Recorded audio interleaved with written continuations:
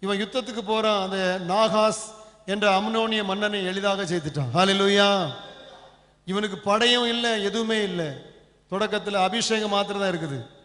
ஆனா இப்போ அவனுடைய வாழ்க்கையில படைகள் இருக்கிறது, ராணுவ வீரர்கள் இருக்கிறார்கள், இவனுக்கு சேவம் பண்ண பல ஆயிரம் லட்சக்கணக்கானவர் இருக்கிறாங்க.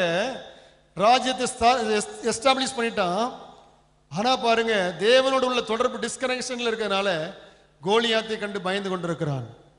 யுத்த பாளையத்தை கண்டு போது நடுங்கி கொண்டிருக்கிறான்.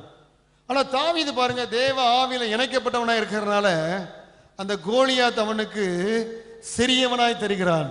ஏனென்றால் உலகத்தில் இருக்கிறவனில் நமக்குள் இருக்கிறவர். எல்லாம் கரங்களை தட்டி மேம்படுத்தும். ஹல்லேலூயா.